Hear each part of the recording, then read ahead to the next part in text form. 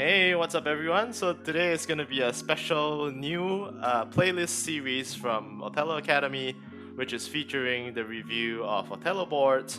And of course, the first and foremost, most important Othello board is none other than the official Othello board that you see right down here. And of course, this is one of the older packaging. Right now, they've changed to a newer packaging. And the interesting thing about this, just a little bit of background in terms of how I got this board, is when I first went to the World Othello Championship 2011 in Newark, New Jersey for the very first time while I was a student. And basically I went there, and the tradition is that when you're a debutant or when you're attending the World Othello Championship the very first time, they would always take note of you as a new player in the World Othello Championship, and they'll be sure to give you a free Othello board, which is the same one that they used in the tournament. And of course, you know, this is given by the sponsors as part of a souvenir to all the first-time players. A very special kind of souvenir. Definitely one of the boards that was being played at the World Othello Championship that you've attended. So this board is pretty huge. If you just compare it to my palm size, it measures about 40 cm by 40 cm. So yeah, so this board is a bit special. So to me, it has a lot of sentimental value. And of course, when I first attended the Othello Championship, the Play OK nicknames used to carry the underscore, so therefore you have Mr. Grumpy, Mr. Underscore Grumpy. So that's how it was back then. I think back then it was even known as Kernick.org. So this board is definitely very durable, given that it was from the 2011 World Othello Championship, and this year is 2022. It's lasted 11 years, still in great shape, both the box and the board. So I'll just unbox it in a minute, but maybe let's just check out the box a little bit. At the side you have the Othello logo, the starting position of the Othello, you have the name of the product, official Othello, you have the company, Megahouse is the one that's manufactured it. So all around the borders you can see just different patterns in terms of how they branded this. And of course behind, interestingly, you have basically a history of World Othello Championships. So this version was probably launched in 2006, given that the last one that was recorded was 2006 in Japan Mito. So yeah, you can see the very first time the World Othello Championship started in 1977 in Japan, Tokyo.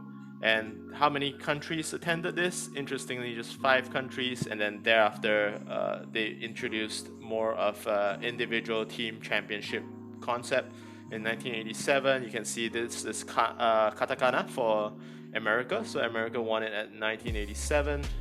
So there were 9 countries that attended. So you can see over the years, not that many countries at a starting part, and then you can see that the trend is that more and more countries began to take part, and all the way to 25 countries. I think more recently in 2019, we also have probably closer to 30 countries that have attended it. So over here you have some basic information for the Japan Othello Association right down here below, whether you can contact them. So usually these products are largely distributed in Japan, and of course it's to attract Japanese students, Japanese people who want to join in the fun in the Japanese tournaments. So over here is just a bit of shout out in terms of you know, some of the standard mention about Othello, a minute to learn, a lifetime to master, and of course over here just telling you some basic rules in terms of how Othello is being played, and you know, when was it? It was made in Japan, founded in 1945, recognized by Goro Hasegawa. So Goro Hasegawa unfortunately has already passed on, but I had the opportunity to actually meet him in person back when I attended Meijin Othello tournament, which is one of the biggest Japanese Othello tournament back in 2012 and 2013. So yeah, I managed to at least meet him and get an autograph. So this one is just saying that this is the official Othello board that is being used at all the World Othello Championships. It's definitely a very nice touch. I'll go to the product later.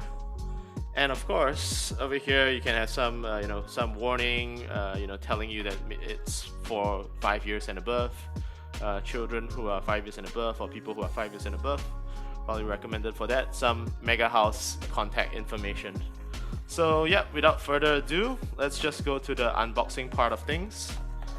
So right now, just pulling it out. So basically, the interesting thing about the packaging is that they have the board here. So I'll just put the box away for now. Probably just put it in the background. And then basically this is the board. So you can see even as an 11-year-old board, it looks almost as good as new. So I haven't really used this board as much as I would have liked to, but yeah, it's more as a souvenir. So some people actually interestingly go around at the World Othello Championships requesting for autographs by different players. You can choose to do that if you attend the World Othello Championship next time and if you're given a board. So that's what happened in 2019, before COVID. The last time that happened, I saw some, I think Mongolian children. They were running around with their boards and asking for all the famous players to kind of give an autograph and just sign it in the squares. So that's the board. So you can see it's a huge board, 40 cm by 40 cm. And then you have a Megahouse 2006 copyright behind it. The back is just black. So that's the interesting part about it. So if we look at the box below that was supporting the board, you have two boxes. Basically, each of these. Okay, so maybe I didn't quite keep the cardboard in the best of shape, but essentially they each have a sleeve, and under each of these sleeves, you basically have a black box of discs. They typically give you 1 or 2 extra, so that you can have, you know, some allowance in case you lose it. So the interesting thing about this box is usually we just put it at an angle supported sideways. So when you rest it on the board and you put it at the side of the board when you're ready to compete, it's easy to kind of pick it up in an angular fashion. So let's just put it aside. And of course you also have the other box over here. So yeah, very interesting product here. So let me just put this So let me just put the cardboard. So let me just put the cardboard aside, and of course, what you'll feel is basically the board in this way. You can lay out the position at the starting layout. So this is essentially the starting layout in terms of what you'll see at a tournament. Maybe you'll have a chess clock at the side. And of course, you know, when you play your first move, you can get a feel of the flipping effect of the board. So pretty interesting board, very nice to play, definitely. More handy than the usual smaller ones that you see in the magnetic kind of board. So a little bit more about pricing and purchase information. So I think typically you can visit Japan and pick it up at, you know, mega retail outlets. You can probably find this board somewhere between 3,000 to 4,000 Japanese yen today, I guess. And then of course, if that is probably about 30 to 40 US dollars or so. And of course, if you were to factor in, shipping, if you were not based in Japan, of course, given that now it's a COVID situation and traveling is hard. So if you were to factor in shipping, you could probably reach like maybe somewhere between 70 to 80 US dollars, depending on what kind of shipping options you choose, for sure. And of course, if you were to try to purchase this directly through your local association or direct contact with Megahouse, I don't think the price would differ that much, but you typically have to pick them up in boxes of 6. They come in a carton of 6 of these Othello board boxes. You'll definitely have them in the newer packaging, slightly more sleek. So yeah, in terms of pricing, I think that's what you probably would expect. But I would say that given that the board can last easily 11 to maybe 20 years, according to some of the more seasoned Japanese players and also my own experience, I would say that, you know, that's not really an expensive price to pay versus maybe just a magnetic board that may not be as high as a quality as this one.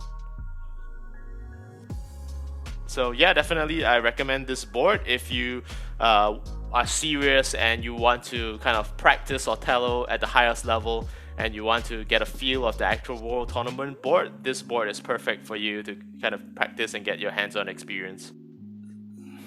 So just a final piece in terms of the rating. I would kind of rate this board almost the golden standard of the Othello world, and of course both the balance in terms of the quality and the pricing. I would say it's very worth getting.